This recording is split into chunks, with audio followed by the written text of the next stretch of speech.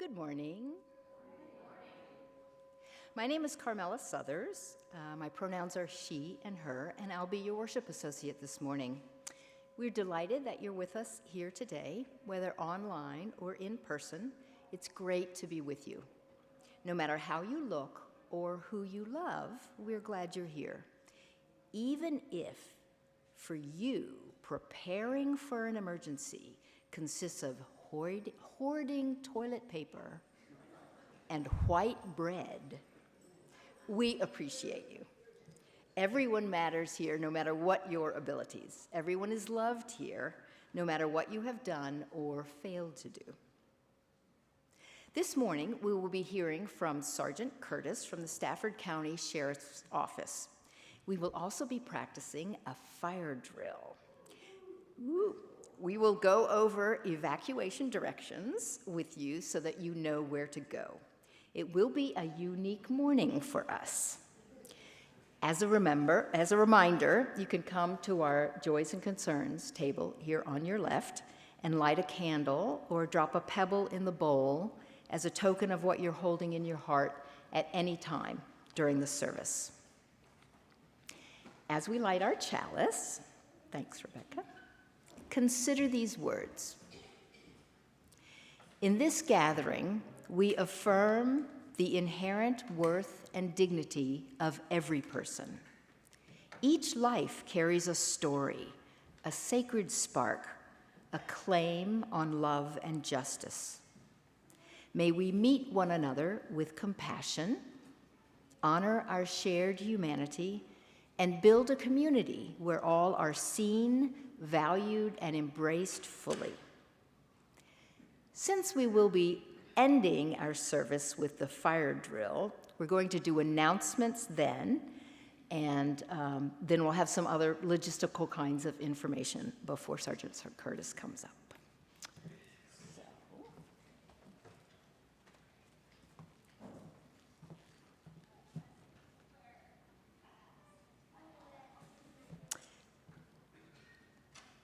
Announcements. The Society of Friends is meeting in our couch room Sunday, 8 to 9. You are welcome to join them at any point. Everyone is welcome. You can be a friend and a UU, that's fine. Most of us are a mix of things.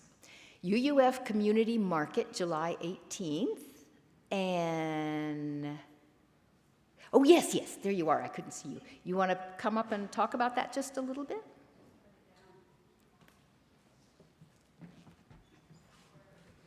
Hi, I'm Marcia. Anybody here can get a free spot. So if you have a tent at home, you can do a parking spot. That's a 10 by 10 space. Inside the fellowship, we're going to line the walls like a big C, and that'll all be tables. So that will be a free spot as well if you can't handle the heat, but you just get one table. All right, and setup is at 7:30. So if you just decide last minute, you wake up at 5 a.m. and you want to clean out your garage, let's come on. Also next year, if we can do this right, we can do it annually, and then we'll make sure we do the Swedish death cleaning service right before like 2 weeks. Good job. You don't want to leave all that stuff for your family. It doesn't make them like you. So, Lectio Divina group, this is where they use an inspirational reading from various spiritual traditions. There's a reflection and a discussion, so we all like to chat about stuff. Saturday, 11 to 12:30, July 25th, so that's not this week, to August 29th. All right, so at this point, I'm going to ask Nan to introduce our security team. And they're wearing special outfits. You'll recognize them. Woo-hoo.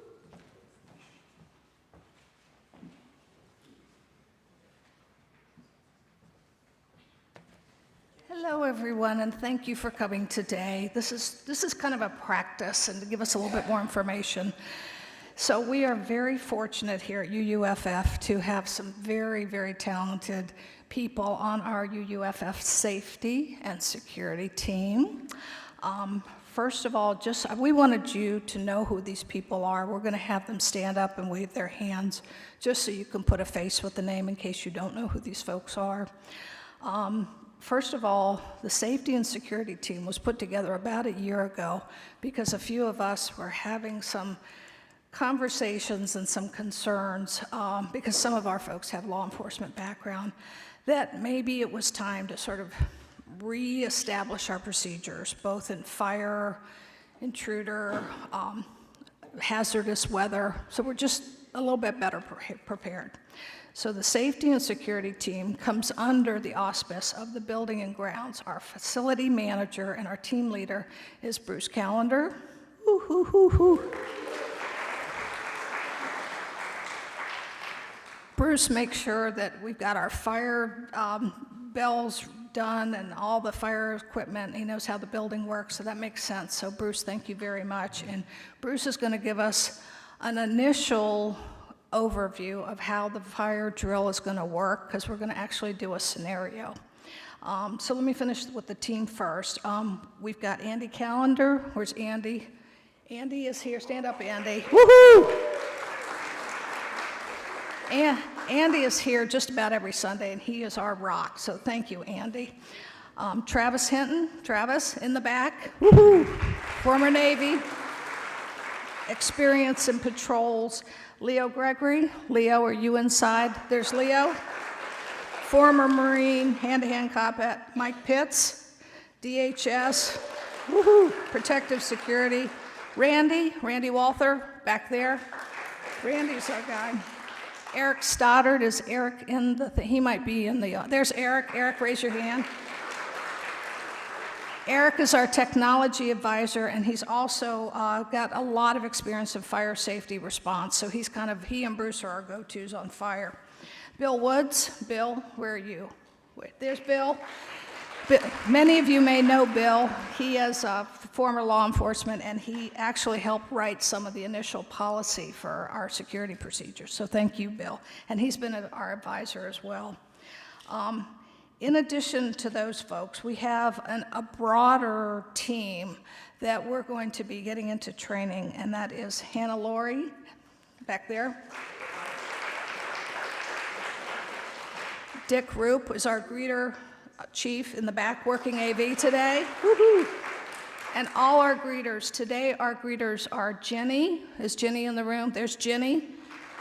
And Marion. Where's Marion? Marion, are you here? Marion might be. There she is. These are our two greeters. And they're going to be important because they're going to be helping us. We're going to do head counts before and head counts after. So for right now, I'm going to turn it over to Bruce. Is that what I'm doing, Bruce? Am I turning it back over to you for a little bit of an initial how this is going to go down at the end of the service? Okay, thank you.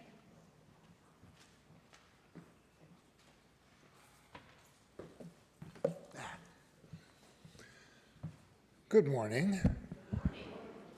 We are going to be running a fire drill today. At other times, we may be running other types of drills, security-wise. The gist of this one is to essentially see that we can get everybody clear and healthy who comes to services or Sunday school here. Let me back up.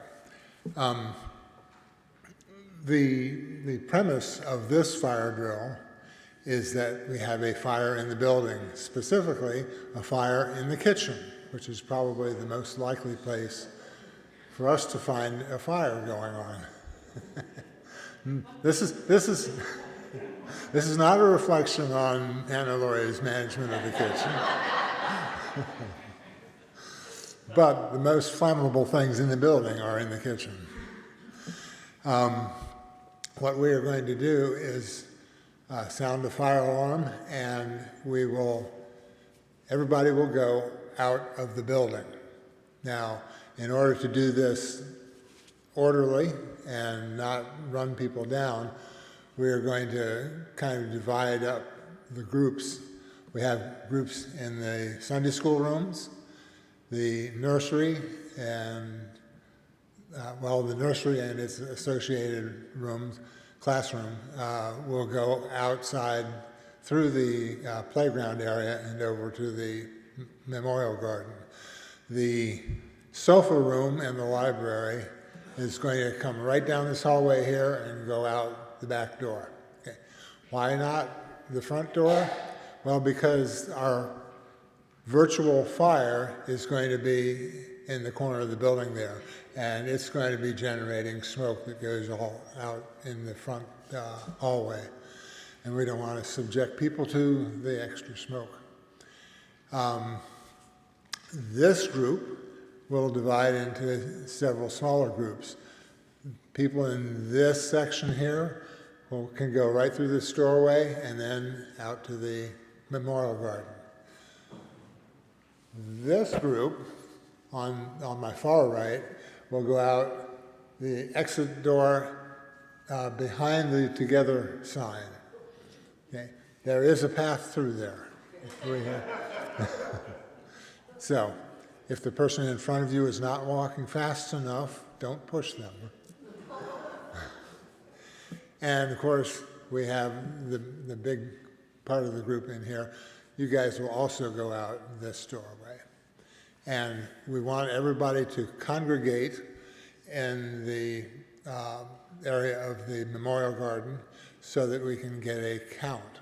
We are counting you as you come into the building today, and we will count you in the memorial garden so that we assure that we don't leave somebody fallen down in the building and trampled on in the mad rush to get outside. Let's see, Nan, have I left out anything we need to?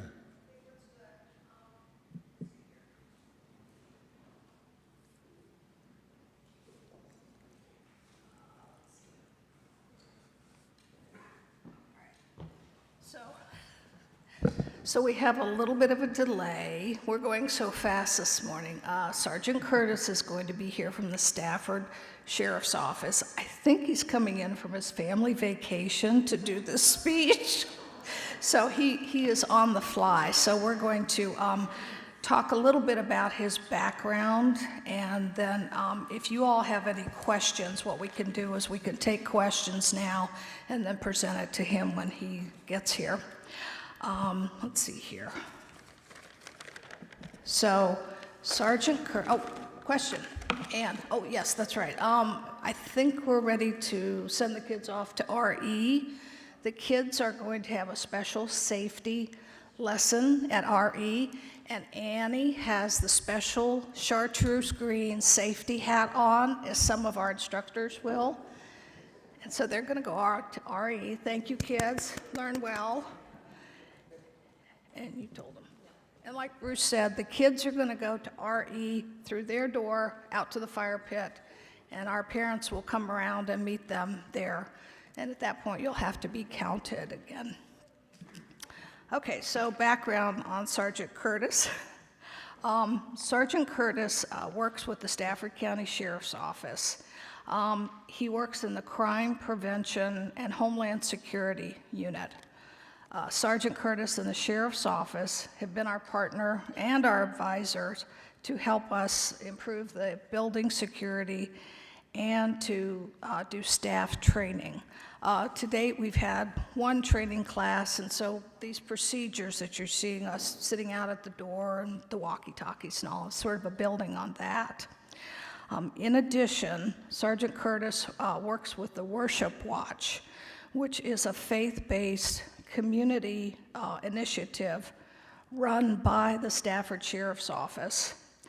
It's designed to deter crimes targeting places of worship by promoting communication, security training, and direct working together between the local religious institutions and the Stafford Sheriff's Office and law enforcement. Sergeant Curtis is also a chaplain, so hopefully he will be here very shortly. And what he's going to focus on today is we asked him to focus on what will we do in a situation with an intruder drill. This would be like a shelter-in-place situation. And so he's going to basically, one of the questions that came up several times was, okay, we've got our perimeter security people, but what do we do here in the congregation? So he's going to focus on some of that for you. Are there any questions at this point? Yeah, go ahead, front, Ally.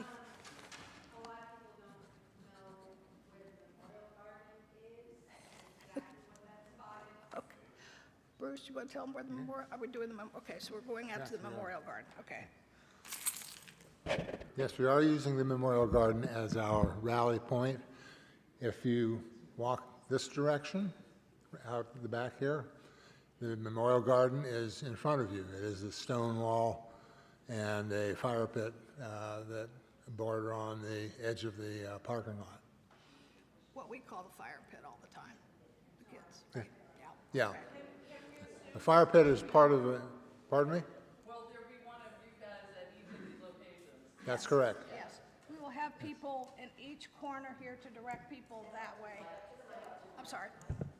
We will have people in each corner up here in the back to make sure nobody goes out that way. And then we're going to have people coming around to put everybody into a group and recount us before we leave.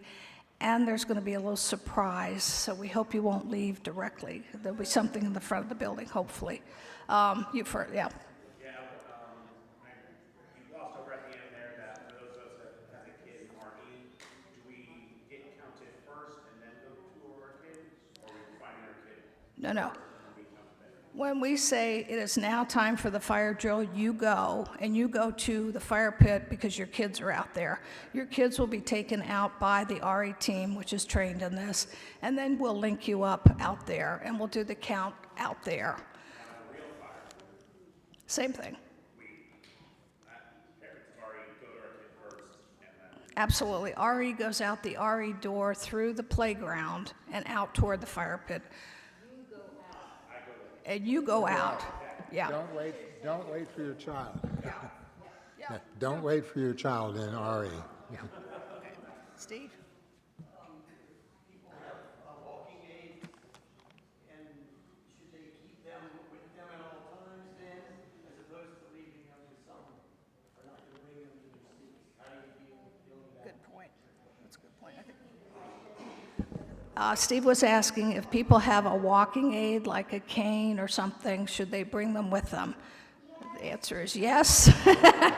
Paula has an extra one. You can just, and we do have extra canes in the closet out front, I think, right? Yeah. And we have one wheelchair. That's actually an idea. You know, anything that you see that you think is a weak point, because this is an exercise. We have one wheelchair, and Becky is going to use it today, and we're going to get Becky out. Randy's covering Becky. But that's a good point, Steve, we should think about. So if anybody has canes or other walking aids that you left out front, please get them. Okay. Good point. Anybody else? Yeah. Joella.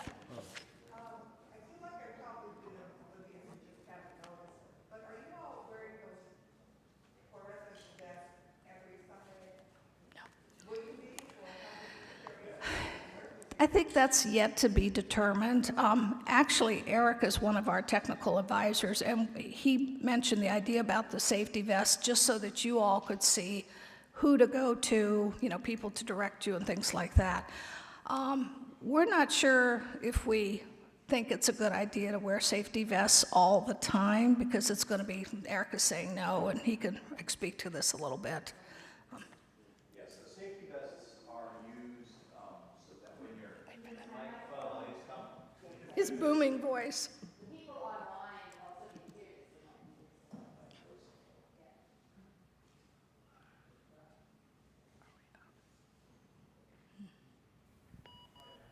Hello. There we go. That might be. I was going to say, I might know a little something about the audio, so. So the reason why we don't want to wear safety vests all the time is because the whole point of the safety team when there's an event is not to cause panic. It's not there for panic, it's there for help. It's there for you to go, what am I supposed to do? Look, there's a high-vis vest. Let me go to that person. Go towards the people who have the vests on, and that is the way you're going to get out of a situation, whatever happens to be going on, whether it's an actual fire, a fire drill, or whatever has you. Once you've gotten used to where the rally points are, and whether right now we have that designated rally point, once you get used to where that is, you will know where to go. I think do we have evacuation routes posted? If not, we will be getting those posted. They will be on the door. Most rooms do have a map showing evacuation routes. I should note at this time that the two corner rooms have an inaccurate one for the situation that we are working on, the assumptions that we're working on today. Okay. They are showing you exiting through the front door. We don't want you to use the front door today. We want you to use the back door because our fire is near the front door. Yeah, so everybody needs to go that way. Nobody goes that way. I have an additional idea. A lot of people are not here today, right? So they're not getting this information. We do have an email that's sent out as to upcoming events, what's taking place. Is there any chance that the web people that are far more knowledgeable than I am can put together something that will constantly be on that site? You know, when the announcements are coming out weekly? So that's a thing we can definitely do. We'll put together the Can you repeat evacuation that a little bit, Eric, so we know what she was saying? The request that Jacqueline had was that there's a lot of people who aren't here today. So is there a way that we can send out through an email this type of information so that they know when they are here where they're supposed to go? Yes, I'll work with the team to make sure that we get a link that's put on permanently to all of our newsletters just for people to know what the evacuation route is, because that's a good safety tip. Thank you. Awesome. Great question. Yes, Steve? So you said the evacuation routes are this way because there's a fire that way, but that's not always going to be the case. How will we know where to go, let's say if the fire was right behind you? And who would tell us, and how are we gonna practice that too? In theory, today, since we haven't had a fire drill in how many years, today we're trying to take it easy and slow. So we're making a very simplified situation because, as Bruce said, where does a fire usually break out? In the kitchen. So for today, we're trying to take sort of a usual case scenario and send everybody this way. In the future, in theory, we will have our security team. Somebody will notice the fire. We'll get on our walkie-talkies. It goes around to all the team, including R.E. and Hannah Laurie, and it says, oh, there's a fire in the couch room. Some kid set a couch on fire. And at this point, everybody needs to either go that way or that way. So it's a good question, Steve, and we'll see if we can refine that process in group discussion. Okay.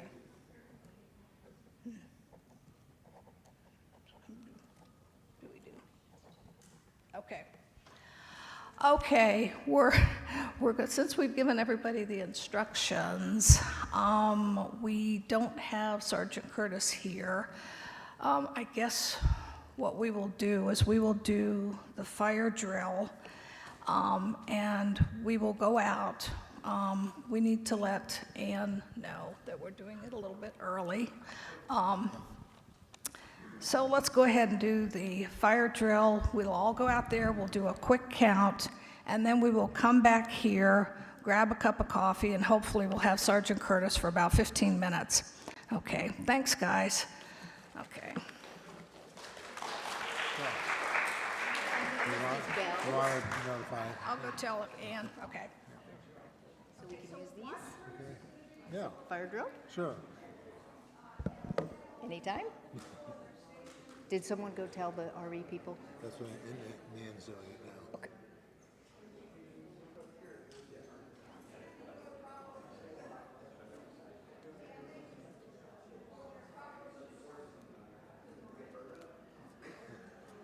Go ahead. Okay.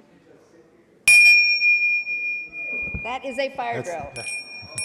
That's our temporary thing.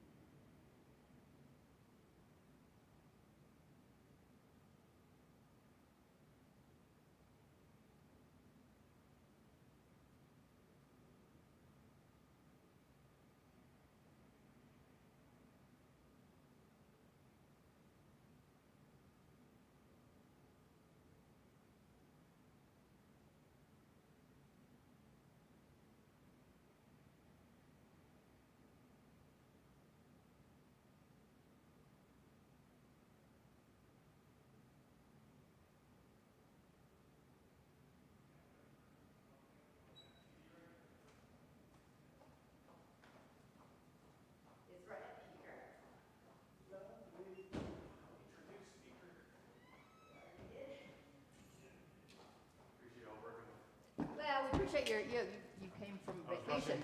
Rushing back from vacation. All right, so, Oh, that's perfect. so what do you, right.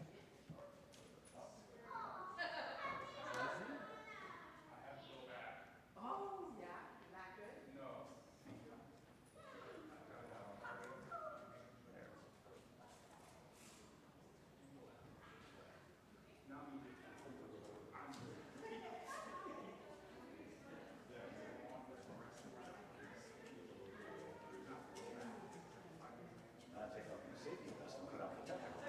all good here? Just get mugged.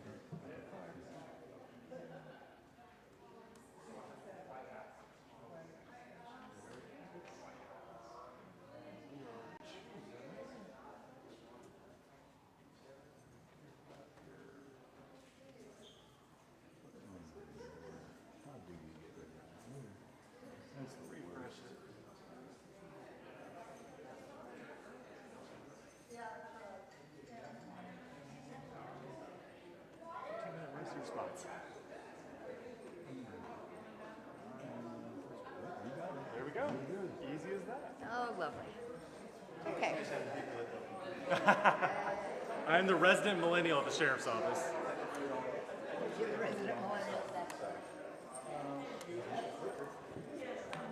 Where's our clicker? Oh, she's got the clicker. Oh, okay. Yeah, we have a clicker. I was like, mouse is I mean, it works. It works. Yeah. Hopefully that should work. Just double check and make sure And it we can hooks to get. that, but it pretty.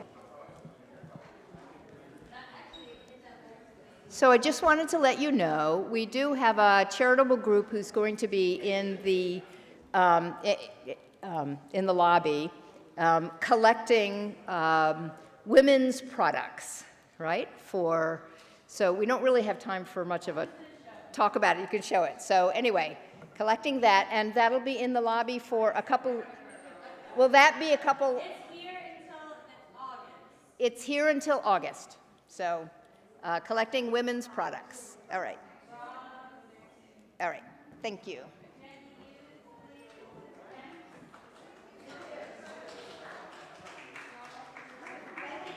Yeah. All right, let's see. Is this good or being elevationally challenged? There we go. I feel like I could take it apart and do the whole game show talk ho. It seems like it could. No?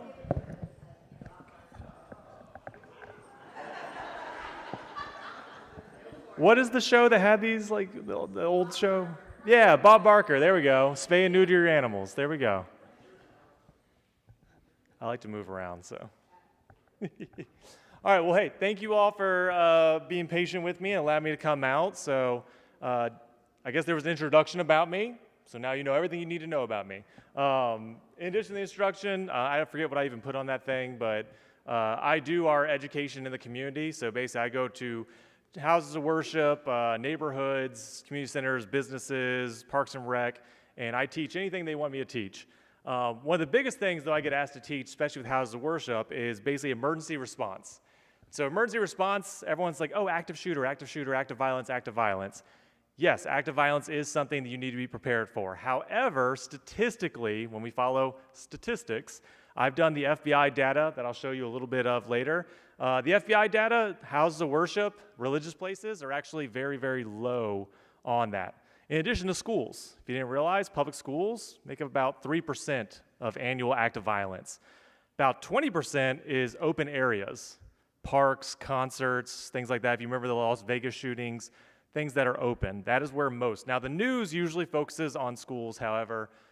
In reality, the statistics very much favor when you're at a park or at a pool or at a concert or any of those kind of places, large gatherings. Why does that play a part in houses of worship? Because even though houses of worship are low, you all actually have a lot of events you do, and usually they're out in the open in front of the areas. So those are ones that kind of come into play. There is a political leaning there. But emergency response is not just teaching you about active violence, it's teaching you anything, anywhere. So everything I'm going to teach you today is not just applicable here during a service, it's also applicable if you're at the gas station or at Olive Garden doing unlimited soup and salad, which is delicious. I'm going to go there later. I'm excited. Or you're at Walmart or wherever you might be at. This is applicable for everything. So show of hands, who are my chess players? Okay, who are my checkers players? Who are my Frogger players? There we go, those are my people. So basically, security mindedness is playing chess, but you're playing chess against yourself. You are your opponent. So how do you win at chess? You have to think a certain what ahead? Moves, right? Certain number of moves ahead. So that is really all this is. I've been doing it for 12 years, so for me, to beat myself, I know my run, hide, or my fight, flight, or freeze. Does everyone know who they are? Who are my fighters? Yeah, I know you are, Nan. I know for sure. Who are my flee, run? Is anyone surprised that the cop is the one that run? Yeah. Freeze? That's actually the most common. So I know that about myself. My first instinct is to get away from something, to reassess what's going on from a safer area. That's just like how I have since I've been a little kid. Now, is that really good for my job? No. Have I learned to overcome that? Yes, absolutely. I've been doing this for 12 years. I've learned to overcome it. But that's a part of playing chess. Myself, how I react, my chemistry, my makeup, everything is my enemy. So I know that I'm a fleer. So my first instinct, anything that happens, if I hear a loud noise, loud gunshot, is to not start running that direction. I stop and go, don't do that. But that's what it is. It's thinking steps ahead, knowing yourself, knowing how you react. If I'm at Walmart with my family and I'm pushing my shopping cart and I see this guy that's like 380 pounds, pure muscle, 6'8", coming down the other aisle, I'm already in my head going, what am I going to do if he grabs my cart? What am I going to do if he, I don't know, grabs my kid or something? What am I going to do? And I'm already thinking about what I'm going to do in those situations. And then what happens? He passes by me. He's a great guy. He goes to the gym. I should go to the gym more. But I'm playing that in my head automatically. Now, do I expect you all to do that, where you're assessing every situation and thinking about the outcomes? No, that's not something you normally do. In fact, in a perfect world, you would never have to. But between military and law enforcement, that's what I always have to do, and it's automatic at this point. Getting there is doing it on your own. So if you're at work and you have a quick coffee break or a quick lunch break and you're just doing nothing and you're just thinking about like your day or planning vacations, you should be thinking about, what would I do right now if a coworker ran in and said, hey, James just passed out, call 911? Or what would you do if a coworker just walked in, grabbed the coffee mug, and then just fell backwards and passed out? Would you know where the nearest AED is? Would you know how CPR, are you refreshed on CPR? Would you know who to go to, who to call, what to do? Most people don't. Most people just freeze and go, and start looking for someone else to try and take charge of the situation. So that's a part of that, is when you have nothing going on, that's what you should do. Right now, when you're in the back getting coffee, that's when you should say, what would I do right now if I heard a gunshot out front of the church? Do you know what you would do? Everyone would be like, point to me, because I'm the cop, so. Somehow no one was doing it. Everyone was like, we're gonna go this way. I was like, okay. You don't have to call 911, I'm here. But that's the thing, it's playing chess. It's playing mental chess, being moves ahead of yourself. If you already think about these things, I would do this. This is what I would do. This is what I would do. If I'm at the grocery store and someone walks in with a shotgun, if you didn't know, that happened in Spotsylvania Walmart about 4 years ago. Came in with a shotgun on his back. He didn't grab it. It was open carry. He was allowed to do it. Freaked everybody out. There was people still hiding in the bathrooms like hours after the scene had been cleared and everything. They didn't know what to do, and they panicked. So that is what chess kind of is. Stats to go through, so just going to run through these real quick, but these are the FBI stats for 2024. If you'll see, July, June, August are the highest kind of points for it. So summertime, right? When it's cold, active violence doesn't really happen that much. If you didn't know, crimes go down when it's cold outside. Crazy.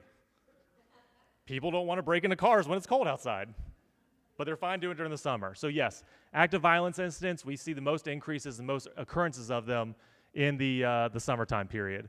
As far as days of the week, Monday is the #1 by a large margin. Everyone hates Mondays. It's just Garfield's all day. Wednesday and Thursday have crept up there. This is different than the last 2 years. The last 2 years, Monday was the highest, but Sunday was the second highest. So 2024, there was only one incident on Sunday. We don't know why. That's how it is. But Mondays is the highest, and then Wednesday and Thursday for the 2024. And then you'll see the most likely places, 12 were open area. So that's parks, concerts. Next to it is government buildings, then you have schools, then you have houses of worship, then you have public access areas, and then you have houses of worship. There was only one house of worship incident, 4 school incidents in 2024, but there was 12 open area incidents. So again, parks, concerts are very high. This is national. Yeah, this is national. Locally in Stafford, we have, I think the last active violence we've really had was the gas station snipers. That was about the last truly active violence of mass casualty that we've had in the Stafford area. Statistically, we are a low violent crime area. Now, we've had shootings, we've had incidents, but when you're talking like a mass act of violence, it's very, very rare that we have those. All right, so to be stressed, you have to know what stress does to you. We're going to run through this. Stress does a lot of things. Do you think you could lift a car? Do you think you could lift a car? Under the right conditions, I like that. You think you could lift a car? I couldn't lift a car. But if I told you that your child or a 3-year-old was under that car, do you think you could lift the car enough to get them out? Right. So that changes, right? You're like, first everyone's like, no, except for situationally observing people. Most people say, no, I can't lift a car, but if I put a 2-year-old under that car, suddenly you can. And there's stories of it, right? There's the mama bears that lift their car. What they don't tell you is after she lifts that car, her muscle and tendons are absolutely shredded, has probably permanent nerve damage or absolute loss of those arms, completely destroys it. But that's a part of it. Now, why is that? Adrenaline. It's great until it stops. So your body under stress, if anyone here is lucky enough to never had a stressful incident in their life ever. All right, I don't see any hands, so I'm assuming we've gone through some things. All right, there we go. Stress is good. It teaches you about yourself. But adrenaline hits and it gives you a boost in energy, a boost in strength, a boost in focus, boost in speed, but it also takes things away. The biggest 2 things it takes away, audio exclusion and tunnel vision. If you've ever been stressed out and you just focus in on that stress, this is basically a reaction that we've always had when there was like saber-tooth tigers running around and you would just hyper-focus on that one thing because your body's trying to pinpoint that threat. However, in the day we live in, if you're tunnel vision, you lose sight of what's around you. And it's very, very dangerous. You might have the thing you're focusing on, like say you hear a gunshot outside, and you go and kind of look around, and you're like, ooh, I think I see something. You focus in on it, but you don't see maybe a potential threat over here. Audio exclusion. I've had this happen all the time. I've had a sergeant who was yelling at me when I was a deputy, telling me to do something. I could have sworn, and I would have, like, in court testified to this. They were like 3 car lengths away. They were right next to my head. They were literally standing right next to me, yelling at me to do something, and I could have sworn they were like 3 car lengths away because I could barely hear them. It's a part of adrenaline, audio exclusion, and tunnel vision. This is why when you see police show up to an emergency and we're yelling at people, the reason we're usually yelling is because we know that their adrenaline's going. If you've ever seen Cops, the show TV Cops, and a cop is like, you need to go, go, go, you need to go, leave now, and they're just like standing there like this, usually it's because they can't hear them. And we know, we recognize that. That's why we usually get really loud. That's why we have PA systems on our vehicles, because they are very, very, very much audio exclusion is a factor. Feeling faint or nauseous, the good news is, unless you have pre-existing medical conditions, you're not going to pass out, because to pass out, you usually need to stop breathing. However, sometimes when people are stressed, they stop breathing. You ever been like an interview for a job and you realize you've been holding your breath the whole time? It happens. Sweaty, clammy hands, urge to urinate and defecate. This is especially so in children. If you are trying to evacuate with children and they are scared, you're going to have a lot of them that are just going to do fetal position, just sit down and be like, I need to pee, and they're probably going to pee or defecate themselves. So it's something to factor in. I didn't think any of you, I think you're all fine. I'm not saying that you all are going to do it. I'm just saying that, remember, if you have children with you, but even as an adult, this happens. I have had adults in stressful situations urinate. It is a response. Memory distortion or loss. Can't tell you how much this. Stressful situations, this fine gentleman right here, and they'll say, he was definitely wearing a red shirt. He was wearing a tie-dye hoodie. He was wearing pink shoes. We'll literally get 20 people telling us his description other than his actual description. And the thing is, they will swear up and down to it, and they're not wrong. It's just that adrenaline and stress causes memory distortion. This is why if you've ever been really stressed out or really panicked or someone's like hurrying you, your wife or your husband's like, we need to go, we need to get out the door right now, we need to do this, and then you forget things, it's because you're stressed. So memory loss, memory distortion. All right, so did I hear someone say it's your fault? I told my wife that this morning, she yelled at me. So to run real through, this is your avoid or deny defend. This is run, hide, fight. Has anyone ever heard run, hide, fight? Run, hide, fight is basically the response for active violence. So active violence, run, hide, fight. The first thing you should try to do is get away from the violence, right? If there's an act of violence, someone out here with a knife, you probably don't want to be here, right? You want to be at the McDonald's, like we said earlier, having like a Happy Meal, not worrying about a thing. However, you can't always do that. Sometimes you have to hide or barricade. And then sometimes you have no options and you have to fight. And that's the end-all, be-all option. But I will tell you, run, hide, fight is not a 1, 2, 3 process. It is a pendulum. So you might be say, hey, I can't get away. I'm going to hide in this room. And then the threat maybe leaves, goes out here in the park area. You don't have to just stay hiding in the room. You can go to run. So it's things to think about. It is not a 1, 2, 3 process. But as far as getting out, have an escape route in mind. Does everyone know their escape route? We did it. Good job. You already preempted my presentation. But at your job, do you know the quickest way to get out of your building at your job? Or say you're at Olive Garden. Do you know if someone walks in with a gun at Olive Garden, do you know the fastest way to get out of the Olive Garden? I'll tell you right now, we have so much video evidence of clubs, nightclubs, restaurants where an act of violence came in that people ran towards the person with the weapon because that was the only exit entrance they knew of, because that's the way they came in. But there's a kitchen in every restaurant, and what's in that kitchen? Knives, frying pans, a fire exit door. There's ways to get out, but most people, when they get stressed and locked in, they don't think about that because they didn't think about it ahead of time. But if you go to a restaurant, you sit down with your family, quickly just do it. Is there a fire exit behind me? Am I closer to the kitchen than I am to there? All right, we're going to speed through this. Evacuate whether others agree to follow you. Keep hands visible. Prevent others from entering an area. And do not attempt to move the wounded unless you absolutely have to. So now, if you can't get away, this is hiding. This is denying. So try to find an area out of the attacker's view. Lock any doors. If you just switch the lock, statistically, you are 80% more likely to survive an incident because most people or most active threats only slam door handles. They don't actually try to kick doors in. So if you can just lock a door, you're already more ahead than you will. Silence your phone, because what happens when your family knows you're in a violent situation? Your phone's going to start being called constantly. Turn off any lights, close windows, shades, or blinds, and remain quiet. Then last but not least, if all else fails and a threat is going to come into your area, I don't care if you're the nicest person in the world, this is a fight for your life. Not just for you, but anyone else who might be hiding with you, or maybe you're with kids and you're the only one that's able to keep them safe.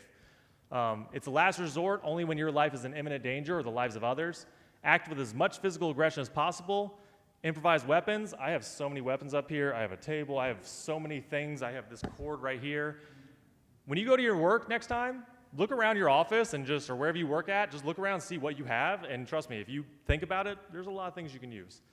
Attempt to incapacitate the attacker or disrupt the actions, and commit to your actions. Your life depends on it. I'm not saying you need to kill the attacker. You just need to interrupt or get away from them. If you wrestle with an attacker and you yank a gun away from them and you see an open door, run. You now got the weapon away from them and you're getting away with safety, and you give us valuable information. If you knock them out, you don't have to go for like a coup de grace killing blow. You can just go. So just one of those things to think about, but use as much physical aggression as possible because absolutely your life depends on it.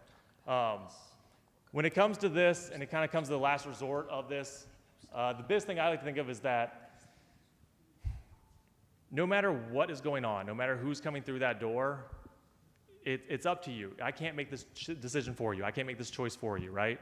I've had one lady who did active shooter training with us and said, I can't hurt anyone. I can't hurt a single person. I've never hit anyone. I can't do it. And we did a scenario. It was her and 3 other people. I was in all this gear that was protecting me, like headgear. And I come through the door with a blue rifle, it's like a plastic rifle, and I feel something jump on my back and start dropping like elbows on my head. And I'm wearing padded gear, but if I wasn't, I was gonna go down because they were going at it. And then it was about 2 minutes, and after we stopped, she got off my back and started crying because she says, I've never hit anyone in my life. I don't know what happened. I thought I was just gonna stay in the corner. But guess what? Her fight, flight, or freeze, she was a fighter, and she just had never encountered it in her life. So she's crying. I'm trying to tell her, good job, you did great. But that is to show you that the best thing you can do in any emergency situation is just know yourself. Know who you are, know how you are, know all the things that make you you, and then play this game ahead of time.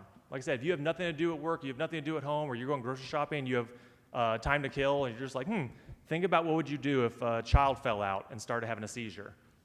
Think about what would you do if you heard a gunshot. If you think about those things enough times and repetition, then you'll be fine when something does happen. All right, I'm going to stop talking right up here. I know there might be some questions. Any questions? Or I can hang out and... I did the best training ever. Oh, okay, gotcha. Okay. For our online participants. Oh, come on, I need to do something.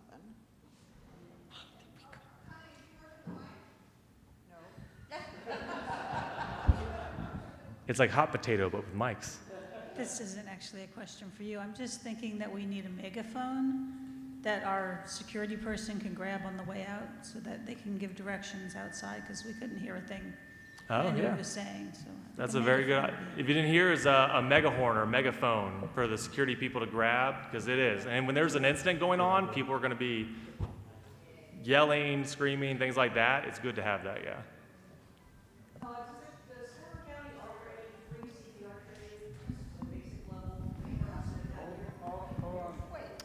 All right. Nobody can hear you. Oh. I was asking, whoa, that was loud. I'm sorry. My question was, does Stafford County offer any free community CPR training? I know we have an AED back in the corner. I used to be a CPR instructor back in the day, but... Stafford County Fire Rescue, they do free CPR. If you want certification, that isn't free, but if you want just a refresher course, they'll do CPR for both kids and adults. You also have Zoe Freedom Center, Gwyneth's Gift, and a couple other nonprofits, Save One Life, in the Fredericksburg area that also do that training. Yeah, that'd be a great idea, because we do have an AED, but if you don't know how to use it... Yeah. Nan, tell... Well, the good news is you have someone that knows fire rescue and me, and we can do that scheduling. But yeah, we can get that, yeah.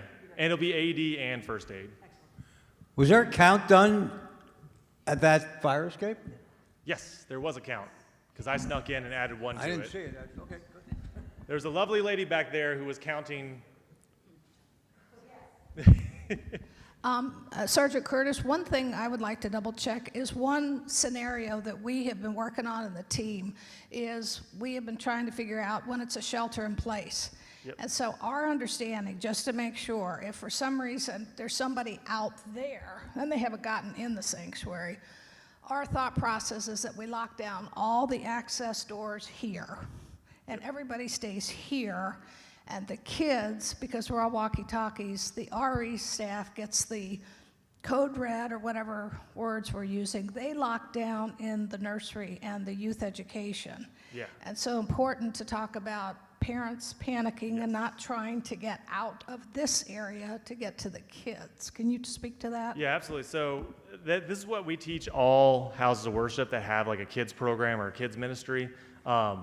The teachers who are assigned to those children, whoever the parents or the leaders of that, they should have a plan, which you all have, and that's to shelter in place with those children where they're at. Because trying to navigate kids in the hallway when you have an active violence situation is impossible. So it's better just to shelter in place. However, being a parent of 3 people, 3 young kids, I understand the urge as a parent to I need to go get to my kids. However, it's better to shelter in place, keep yourself safe, because I tell people, if the church or the house of worship is doing what they're supposed to be doing, even if you got to the door where your kids are at, they should not be letting you in.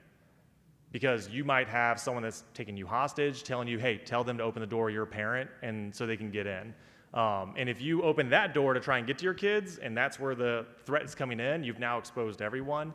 So trust that the staff have a plan, which they do, and have a procedure, and that they're going to lock down. And this is pretty much universal anywhere, daycare, schools, anything like that. If there's kids involved, run doesn't really come into play too much. That's why you see the public schools almost always go straight to lockdown instead of trying to get kids evacuated, because it's so hard to get kids who are scared out of an area that it's better just to shelter in place. So yes, if you have kids in an area, trust that they are going through their procedures, and even if you get to that door, they're not going to let you, or they shouldn't let you in.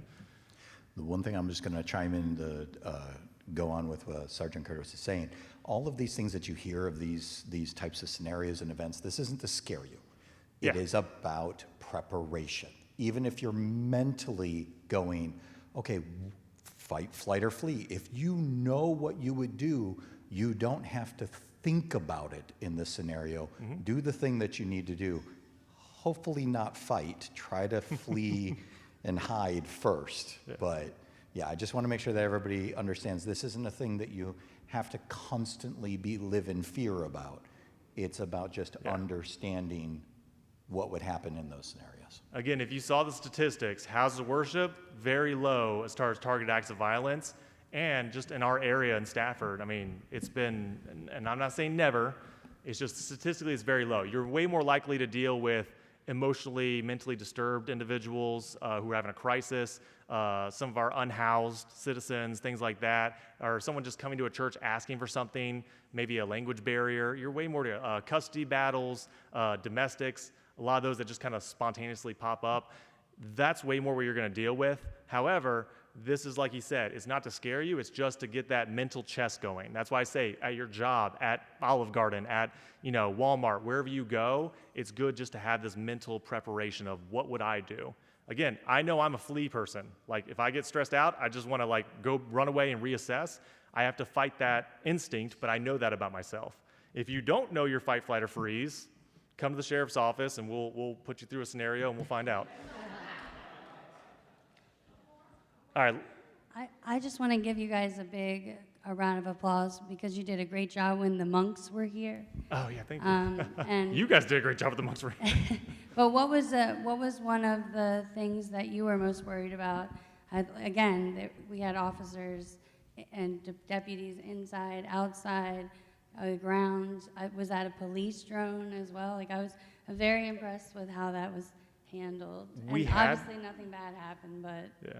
We had a police drone that was not ours. That was actually like a journalist drone. We didn't have to use ours, thankfully. But the most thing we were worried about was traffic, was someone hitting the monks on the road, wasn't paying attention or was staring at the monks and then drifting. That was our number one concern. Our second concern, which is why we were kind of so there heavily, was someone using all the cameras and everything for the monks to push their political or social agenda and try to hurt one of the monks just to be able to get that, wanting to get arrested so they can get that attention and spotlight. Hi, I'm coming from the public school system in the area. So sorry. I was a middle school teacher I was a middle school teacher in Caroline. I chose to arrest criminals because it was easier than middle schoolers. Yeah. For the run, hide, or flight, as a teacher, I felt very underprepared for the hide or flight. I mean, more prepared for the hide. But are there any training programs in the area for people in the public where we can go learn how to barricade a room, how to fight, a little bit of self-defense so that we can't get away? Yeah, so the sheriff's office, we do a quarterly active shooter training where you come, we put you through actually like 8 TV screens, and it's like a scenario. We put you through a fight for your life where, again, I'm padded up and the lady jumps on my back and elbows me. We put you through barricade, how to call 911, how to report things you're seeing, and then we put you through a stop the bleed and like a CPR kind of refresher course. We do it every quarter. It's free. It's just the first 40 people that sign up. So I will get that. Do you get those emails with the? I don't think I do. Okay, I'll make sure you get those, and then you can send it out and you just sign up a spot, and as long as you're in that first 40. But yeah, we do it every quarter. The next one will be September. And it's like a Friday from 12 to 4:30, so it's 4 hours in the afternoon. Oh, that'd be great. All of us could. Yes. Sergeant Curtis, I want to thank you very much Yeah, for thank coming. If any, woo-hoo! Woo! Woo-hoo-hoo! And yes, we will try and get those emails out because I think a number of us. It's time for the end of service. We do have a little surprise. The surprise we thought was going to be out front, but it's actually out near the fire pit. If there are any people whose children might be interested in a career of some sort, if you will go this way, we are going to let the kids go out as well. And there's a little surprise out there, and you can go talk to some other emergency personnel. So thank you very much. Carmela, does this conclude our service? Yeah. Thank you Yay. all. And Sergeant Kurz, if you want to hang around outside, that'd be great. If not, we'll Yeah, let if you get anyone back has on. any other questions, I'll hang out. Come feel free to ask me. Yeah.